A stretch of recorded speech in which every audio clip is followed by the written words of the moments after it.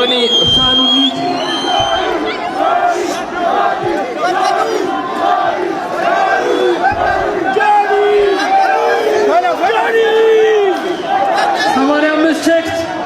ሰማንያ አምስት ኪሎ ሆኗል ጆኒ ሴዶ ይጠበቃል ሴዶ እየመጣች ነው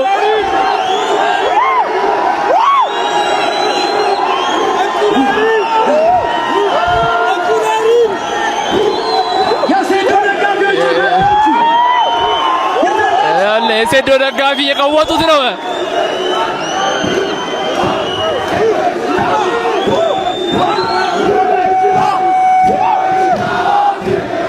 ጆኒ ያያችሁ ነው ሴዶ ደጋፊዎች ጆኒ ያያችሁ ነው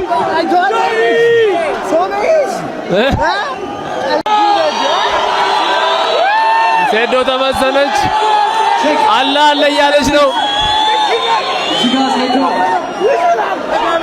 24 ሰዓት ብቻቸው እስክንተው ድረስ 24 ሰዓት ብቻ ነው የቀረው ሄዶ ሴዶ ትንሽ ወደፊት እንዴ ፌሶፍ እስቲ ድጋሚ ተገናኙ ነገ ወደ ሜዳው ትገባላችሁ አስተያየት ያስጠላል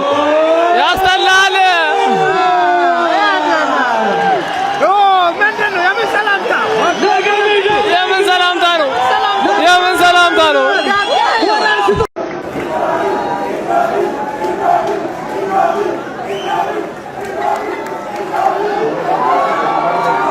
ቼክት 75 ናዚጋ ያው ገይቺጋ ከንቃተ ህሊና ጋር በዚህ ካቴጎሪ ፋይት የሚያደርገው 75 ኬጂ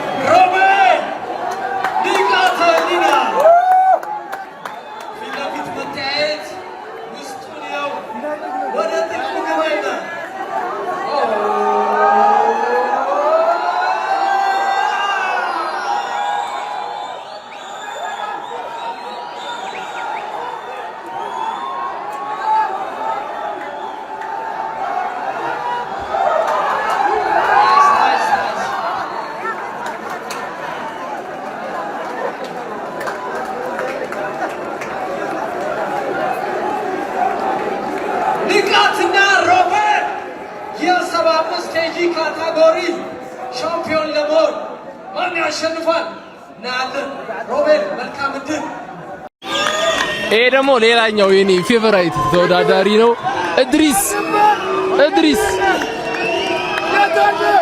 የእድሪስ ደጋፊ ሆነን ነው ነገ የምንገኘው ከቦይካ ጋር። ቦይካ መጥቷል። ብስሚላህ ከዚህ በፊት ሞይ ታይም ተወዳድሮ ያውቃል። ልምድ ያለው ሲኒየር ነው ተብሏል። እናያቸዋለን እስቲ እድሪስ የባለፈውን ውድድር ከአዲስ ጋር አሸንፎ ነበር። አወዛጋቢ ነበር የነጥብ አሰጣጡ። አሁንስ ምን ይፈጠራል? ግራፕሊንግ ላይ እድሪስን አያክሉም እያሉ ነው። ስትራይክ ላይ ቦይካ ጸዴ ነው እያሉ ነው። እምናየው ይሆናል። ቢስሚላህ እንዴት አባታቸው ነው የሚያስፈሩት ግን ሰዎች አሁን የምንገኘው የሴዶና የጆኒ ዌይን ላይ ነው። ሴዶ አሁን ወረደ፣ ጆኒ ወርዷል። ሶ የሚወዳደሩበት ኪሎ የሚሆነው 85 ኪሎ ነው። ያው ድባቡን አሳያችሁናት። ሶ በጣም የሚገርም አትሞስፌር ነበር።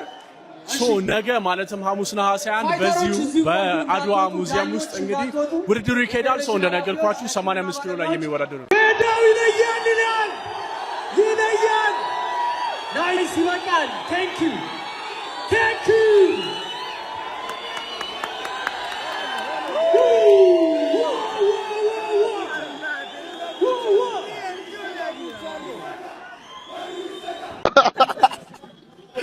እንግዲህ አይገናኙም ብለውን ነበረ። ተገናኝተናል። ያው ስፖርቱ ሰላም እንደሆነ ኧረ እባክህ ተው። አሁን ነገ ፋይት አለ። እኔ ምንም አልልም። እንግዲህ መልካም እድል ይቅና ያራዳል። እሺ የማን ደጋፊ ነህ ግን? ኳስ ዩናይትድ ነህ? ታዲያ እኔ አርሰናል።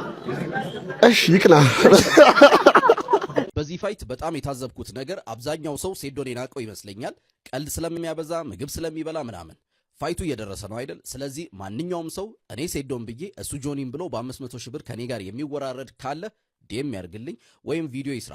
ግን የምፈልገው በነጋታው ብሩን የሚያስገባልኝን ሰው ብቻ ነው። ጆኒ ሲሸነፍ ሴሌብሬት ማድረግ የምትፈልጉ የሴዶ ደጋፊዎች የት አላችሁ? ሼር ይደረግ። ኮሜንት ላይም አለን እያላችሁ ጻፉልኝ። ይመቻችሁ። እስኪ አንድ ጊዜ የሚለውን ነገር አዳምጡት። በዚህ ፋይት በጣም የታዘብኩት ነገር አብዛኛው ሰው ሴዶን የናቀው ይመስለኛል።